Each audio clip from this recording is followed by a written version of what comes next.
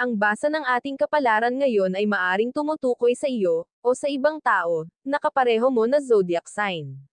Ito ay isang simpleng gabay po lamang. Tanging ang Panginoon lamang ang siyang nakakaalam sa magaganap sa ating buhay. Gawing gabay at libangan lamang. Tagalog Love Horoscope January 4, 2024. Aries. Kahit na anumang pilit mong kalimutan mo siya ay pilit din siyang pumapasok sa iyong isipan. Alam dapat muna siya kalimutan ngunit hindi ito magiging ganon kadali.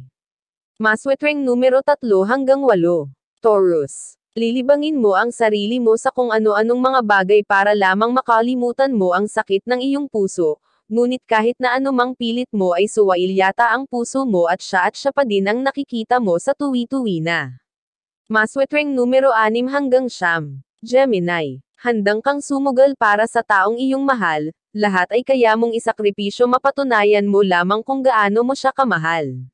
Maswetweng numero 10 hanggang 26. Cancer. Masakit isipan ng dahil sa sobrang laki ng tiwala mo sa kanya ay palihim kayda niyang pinagtataksilan ng sa isip ay hindi ito pumasok kaya naman labis ang sakit na iyong nararamdaman.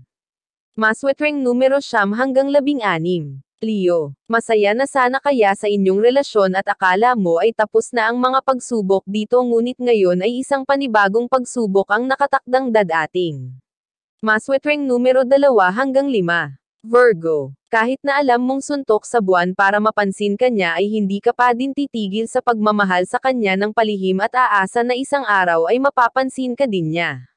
Maswetweng numero 9 hanggang 18. Libra. Ang matagal mo nang hiling na pagbabalik ng taong mahal ay mangyayari na ngayon, ngunit ang iyong inaasahan na mas tatamas ang pagmamahalan ay hindi mangyayari dahil hindi na kasing init ng dati ang pagmamahal niya sa'yo. Maswerteng numero, 42 at 51. Scorpio. Wala kang pakialam kung tawagin ka man nilang kerida mahal mo siya at hindi mo kakayanin kung mawala siya sa'yo, kaya kahit mali ay ipaglalaban mo ito. Maswetweng numero 8 hanggang 20. Sagittarius.